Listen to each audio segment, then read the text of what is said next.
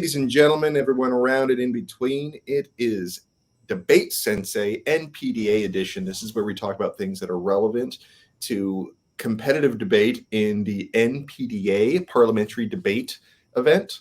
I have with me a resident expert and member of that association, Kyle Pryor-Landman from SDSU. Thank you so much, Kyle, for being here. Thanks for having me back, Jared. Excellent. So I think we're going to be rounding out the season here with this final one because NPTE was definitely the last tournament of the season. Let's just do a little sort of review on what makes this tournament unique. I think we've talked about it before, but anyone who's joining for the first time, what are some not only is it an invitation, but it's just formatted in a different way, right? Yeah, I mean, it's a file prep tournament, which is very much unlike almost every other tournament of the year. I think the only other tournament that does file prep is the first swing of Mile High. Okay. And I didn't go to Mile High this year, so I have no idea if it still is. I think that it is. Okay. You get the topics a month ahead of time, and then us people on the topic committee spend our hard, long hours arguing with each other over what topic should be, and then we send them out to the community, and teams get a month to write whatever they possibly can. Okay, so are they topics or are they topic areas?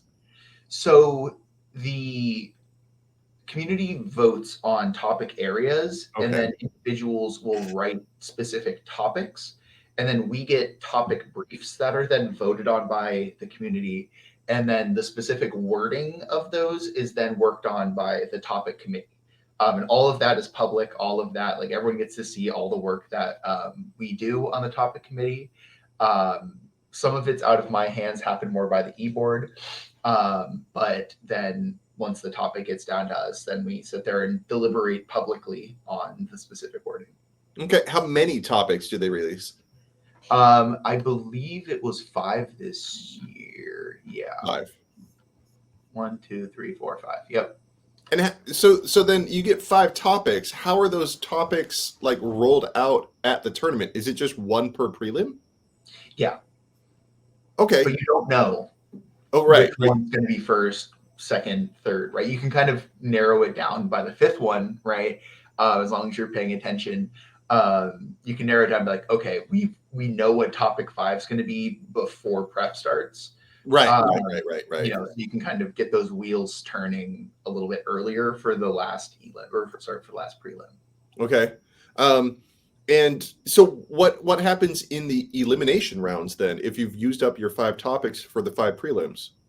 Sure. So you get to flip a coin, and then the person who calls it, the team who's most geographically distant from the tournament location gets to call it.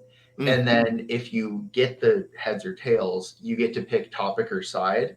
And so if you pick topic, you get to pick one of the topics, and the other team gets to pick the side. Oh, that's interesting. I kind of like that, actually. It reminds me of like when you're a kid and your parents are kind of like, all right, there's one cookie, one person gets to cut it, the other person gets to choose which side. And so it just makes it nice and fair. All right. Okay. Yeah, I think it's an interesting way to do it. I mean, obviously sides will be locked if you hit each other in prelims, which was most of the teams at this time around. In the past, like, no, you know, we definitely got to, the coin flips meant a lot more. Yeah. But side locks still occur. Okay. Yeah. So let's talk about that. The reason why it was side lock was probably because of the entries. Yeah.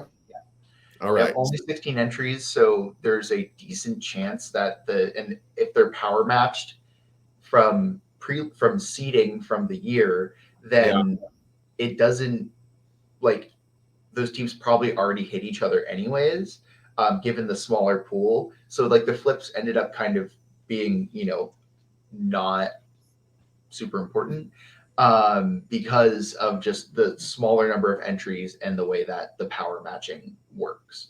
Okay. 16. That's sad. It is. It's not really a way to sugarcoat that. Do you think that this is, I don't know, an aberration? Is there going to be larger entries in the future? Do you know why it was so small this time? I mean, I think it's a combination of things. I think that one, right, I think Parley's having some growing pains, as it were. NPTE like barely existed last year. And I know there's some like internal things, like not with anyone specifically like on the border. It's not like drama.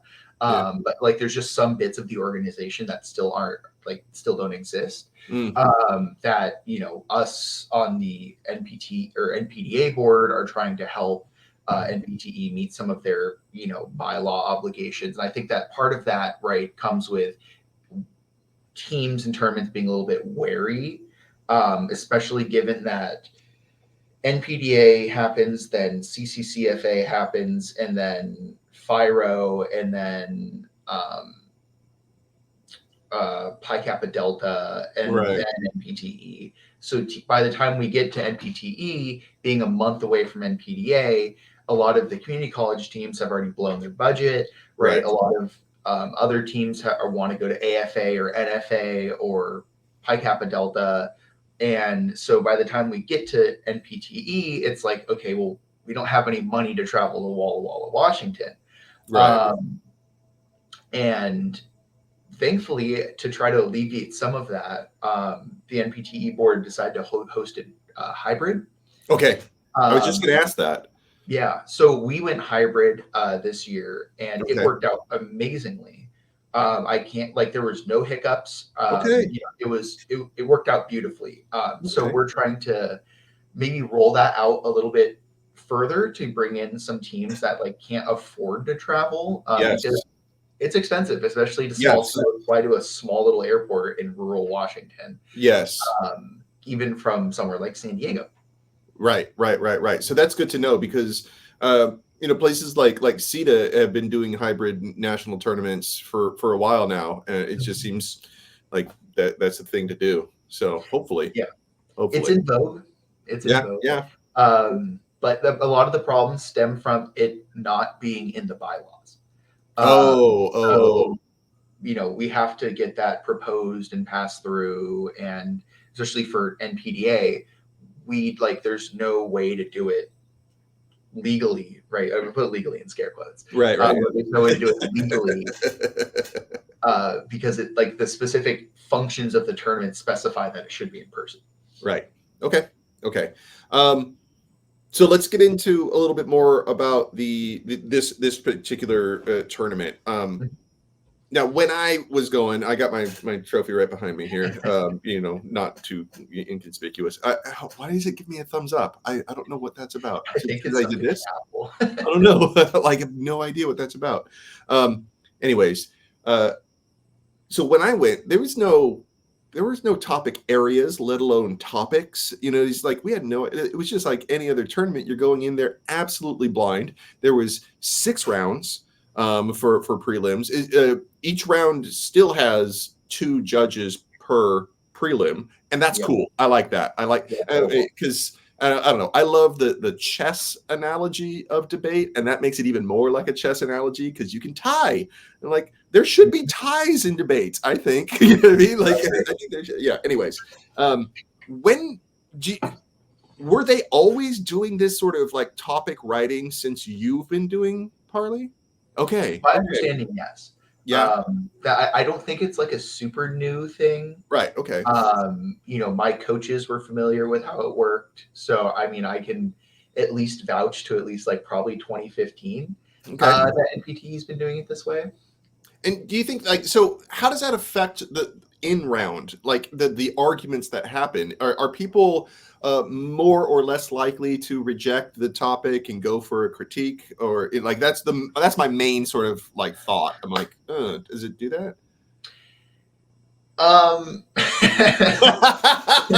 know I'm talking to someone who wrote the freaking topics. Okay. So that was one of my concerns with a couple of the topics. and I think a lot of that did end up materializing. I don't know if people want to reject in front of me to spite me, which, is probably possible. But I don't a lot of people were rejecting. I mean, we were rejecting. My team was rejecting. A lot of other teams were rejecting.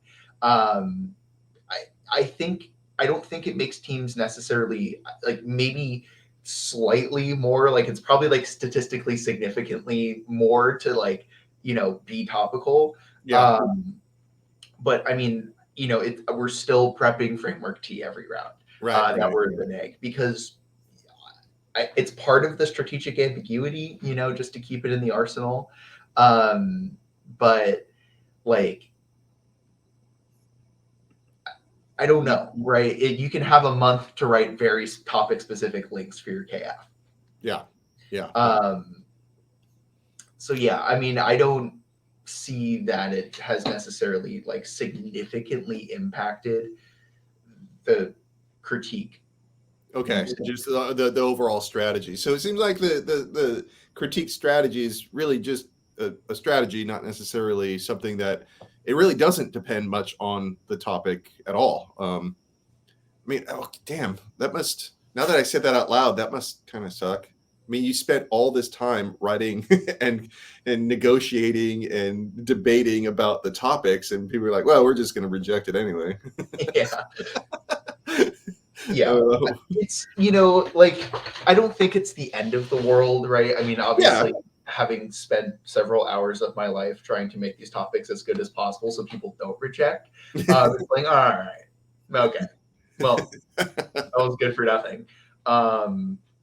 But at the same time, right, teams are going to do what teams are going to do, and they're going to do what they're most comfortable with, and we could not for the life of us come up with a good enough advantage for one of the topics, and it's okay, well, I mean, we've all got our own lives going on, and all right, well, let's just reject. Yeah.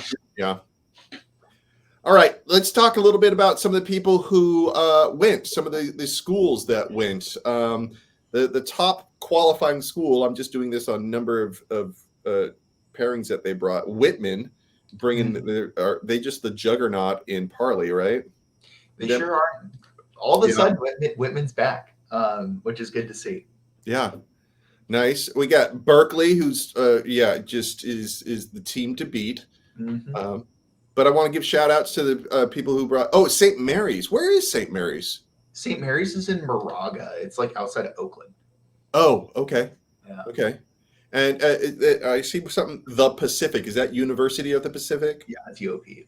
UOP. Then we got Tyler with a couple, and then we got a number of schools that are bringing single teams. We got Kansas City, McKendree, William Jewell, and of course we have San Diego State University.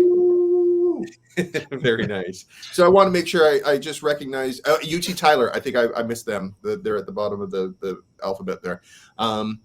So 16 teams total. Those are the schools. All right, let's go into what happened then. I'm going to check on these results. We're going to go into, so there's a runoff. Yeah. After 5 rounds, there's a runoff. Is that what? Is there some tie for breaking that they had to do? Yeah, so I believe it was too many teams had a 6-4 record. Okay. There were a lot of splits. Oh. I was, I think almost every panel I was on, I split the judge. Okay. And take that as you will when you're designing your judge prefs next year. But yeah, so there were too many teams with a 6-4. So St. Mary's hit Berkeley, and I was on the panel for that round. Okay. It was, I think it's a good idea. They're originally going to run it like a prelim round, but they ended up running it like an elim round. Okay. So they got flips and sides set, and it was interesting. I like the idea of a runoff just to make sure the brackets are even, and so they don't have to break brackets unnecessarily. Because I know from having tab tournaments in the past that is a disaster. Okay. And so this was the one of the three St. Mary's teams Mhm. against one of the three Berkeley teams. Now St. Mary's only had one that was in this runoff, but Berkeley had all of their teams in elims counting the runoff. Yeah, it was looking more and more like a Berkeley closeout until it didn't. Okay. Which would have been a repeat of last year's NPTE, I believe. Oh, they closed out. Okay. Yeah. But also last year's NPTE, like, functionally was not a tournament, Right. according to NPTE's own rules. Oh, really? Yeah. So, like, there's a certain number of teams that need to have been in a tournament in order for it to be considered a tournament. But hopefully that never happens again, for Parley's sake. Okay. But yeah, we're watching the brackets go down, and I was like, ooh, okay, it might have a repeat. Okay. All right. So Berkeley picks that one up. So unfortunately, St. Mary's does not get a representative in the first official elim. Mm-hmm. But Berkeley has all three of their teams represented in the eliminations. They almost make up half the damn bracket, or half the damn, yeah.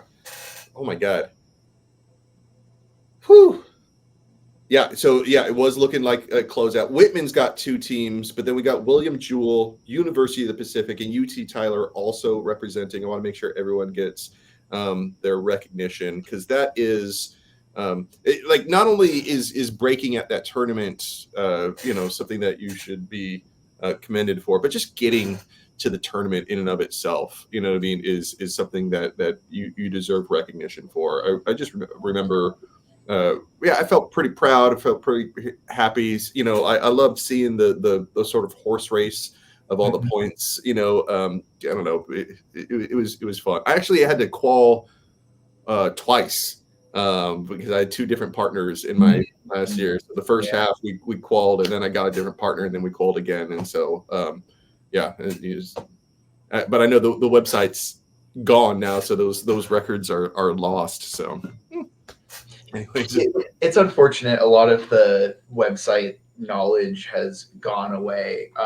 Again, that's another thing that we're trying to recover, is a lot of the institutional memory. It exists on the Wayback Machine. Oh yeah. Okay. So that is something that is in the works. Something's cooking. Okay. You can see your name again, Jared. Oh, it's all right. All right. So this first elimination round, I guess it would be a quarters. Yeah. And so we have these Berkeley teams. You watched one of the Berkeley teams against William Jewell. Looked like that was a holy moly. You have it was you, Gabe, and Paul. Yeah. Oh my God, that is quite a panel. That is quite a panel. That was the only round that we had a hiccup in the whole time virtually. It was the MO gave the entirety of the MO deafened on Discord. And so me and Paul sat there for 8 minutes just having a conversation with each other while the MO gave a whole speech. And so then we had to go to tab, and they're just like, just re-give the MO. And so it ended up not changing anything, but we're like, I guess that's the risk you run with hybrid tournaments. Okay. Yeah. Okay. I mean, it was a 3-0 for the neg. There must have been some pretty damning stuff coming out of the LO. Yeah, I mean, we just thought it was a pretty clean, straight across the board. Me, Gabe, and Paul, it's going to be hard to pull a fast one on us collectively. So it's like, yeah, I feel pretty confident in that decision. Okay. I mean, how does the PMR work when they don't know what the MO said? Well, so everyone was in person, just me and Paul were virtual. I gotcha. But the Baker made them redo the MO. Okay. And so whether or not it was different, it was just kind of like, all right, erase your flow of the MO on your computer, redo it. And so that way we all kind of figured it out.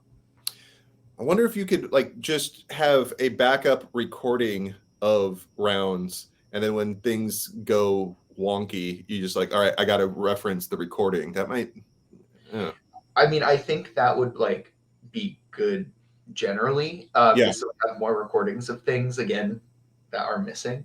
right. But I think I would need to let that one sink in. Yeah, no, you got to make sure that like there's rules about like the recordings never get out. You know what I mean? They're not for posting anything. You know what I mean? Like I don't know. They have to be like sort of securely housed. You know, like NPTE won't let anyone. Like there's got to be those sort of rules. I found that people, they love debating and they want to see more debate videos. They just don't like being the people that lose in the video. So that's the thing. You know what I mean? And that's a shame because I mean, I lost plenty of debates. You know what I mean? And so like, and those things are still, and other people can learn from that. And I don't know. I've been trying to grapple with getting more debate videos together. And you got to be very delicate because you know it is a little embarrassing sometimes if you make some sort of fatal error. Yeah, you know, and now it's it's in the history books and everyone references it. It's like, oh, don't do what Jared did in the fucking final round. Yeah, I mean, I'm perennially the Among Us guy. Oh yeah. I lost. I ended my debate career, and it's online. And like, I'm super happy to have that online, right? Because Okay. like that stuff for posterity's sake, right? Like Yeah. it's at this point, I don't know, 4 years out of it, like I don't care. Right? Yeah. I lost. Yeah, okay, I lost a debate round, or yeah, whatever. It's Yeah. fine. I don't. Yeah. It looks like so two of the Berkeley teams pick up, and both of the Whitman teams pick up. Holy moly! Mm-hmm.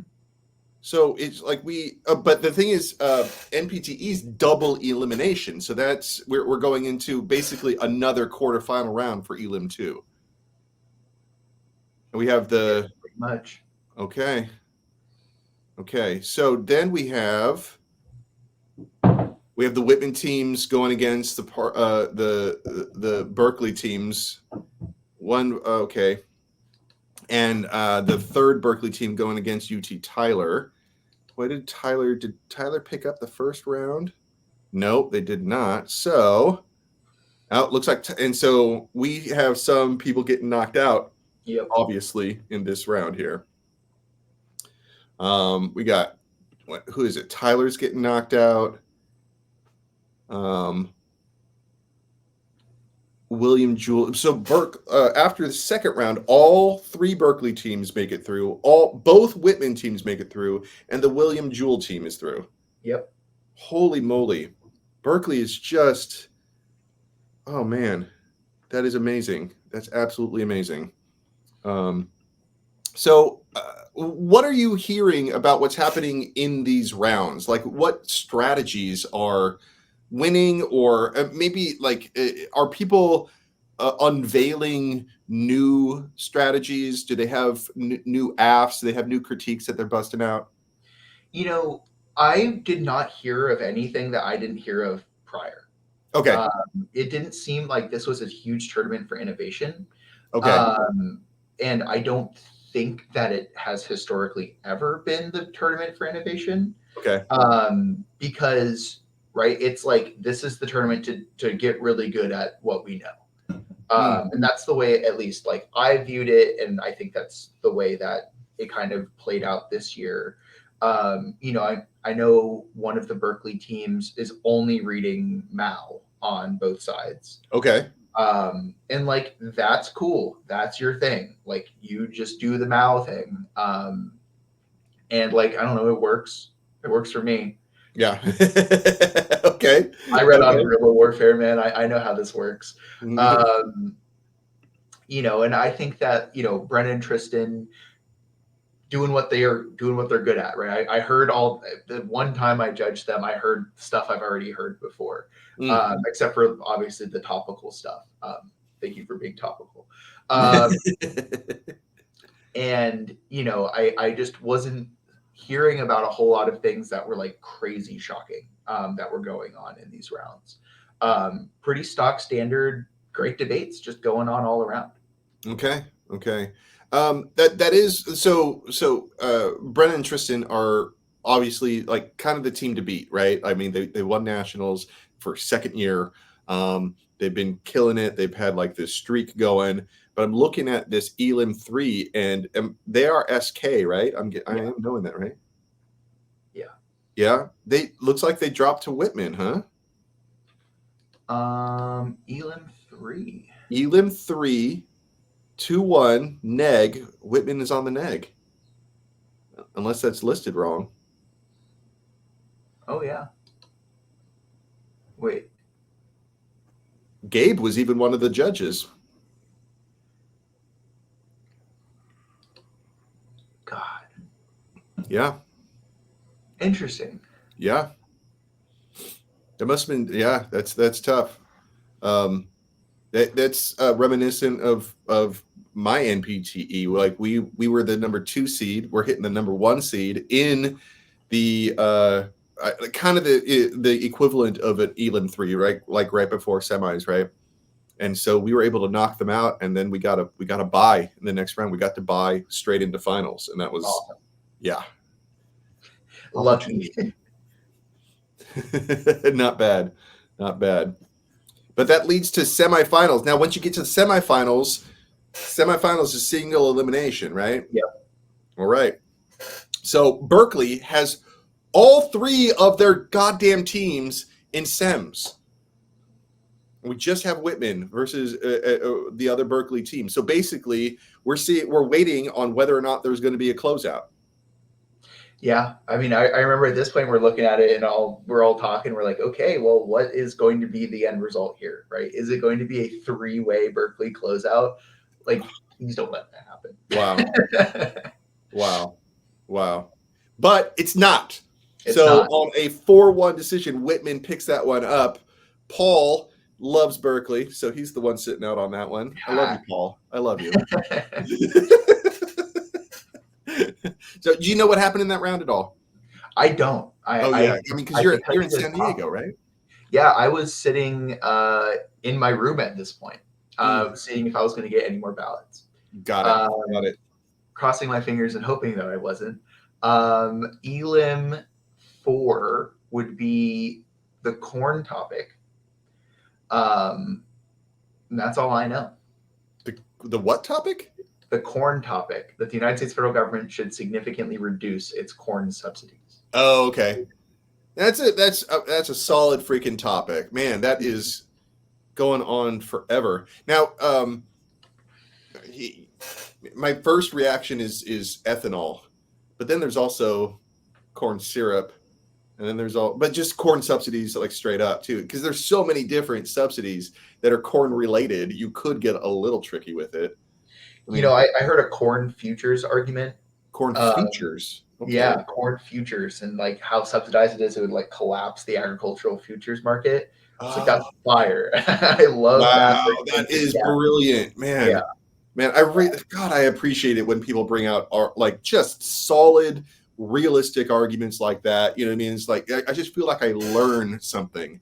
Like people just know about these, like, and it's economics. It's like I'm not really an economics guy, but I appreciate those arguments so much. Yeah, I took econ in college a couple times. All right. About these things. So then we have. Wait, so then we got finals. How come they don't have like just a finals thing on tab here? Semifinals. They don't just have a final round. They got final places for semifinals, Elim 2, semi, prelim. I don't get it. All right, so that sets up Brennan and Tristan, right, for in the final round against Whitman. Yep, Jazz and Casey. All right. Now, is this? Would you say that this is Whitman's A team? I mean, like all of them deserve to be getting A pluses, right? But yeah, if the 4 of those teams were going to look at each other and say who should be in the final round, do you think this is the team that would be there? I mean, if I had to power rank them, yes. Okay. I think all of the Whitman teams, especially their open teams, absolutely, they're great. They're wonderful. Absolutely. I enjoy watching all of them when I get the opportunity to. I don't think they pref me very high, which is fine. Oh, But you know, I whenever I get to see them, I'm like, this is going to be a great debate. okay. I think Jazz and Casey. I mean, Jazz was top speaker at NPDA, so you Okay. know, this is going to be a good round regardless. Excellent. Excellent. Do you have any idea what happened in this round? I don't. I was not home while the round was going on because I don't need another ballot and I needed to go somewhere else. Yeah, Um, absolutely. uh, Absolutely. you know, it's. I think if I could go back for a second, I think also part of the reason why it's hard for teams to want to go is because it's right before finals week. Right. And that was also very true for me. Right, I'm in grad school. I gotta like write a 30-page essay. Right. I, but I know it was the space topic. Yeah, go over that one for me. What's the wording? So that one is the United States federal government should significantly increase its investments in research and development and deployment of space weapons.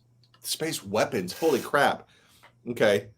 Um, do you even know who's on AF or NEG or? Yeah. So Whitman is the neg, Berkeley's the AF. Oh man. Okay. Okay. Space weapon. That's a tough AF.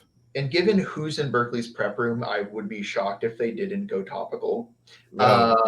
But I don't know. I didn't watch the round and I still haven't yet. That's all right. But when I'm looking at the result, like, am I getting this right? Whitman wins this? I mean, it just says, I'm looking at the bracket and it says the champion is Whitman.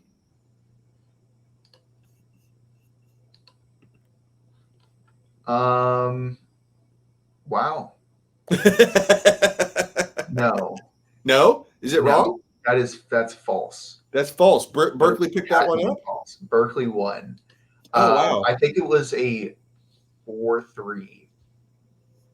4-3. I know we get 14 texts about that as soon as I say it. I'm pretty sure it was very close. Okay. I don't think Tab. Yeah, I don't think Tab has updated. Wait, NPTE finals. Boom, boom, boom. Judge, flip for size, all debate. Yeah, I don't think they put the results. They put the pairings, but they didn't put the actual results on there.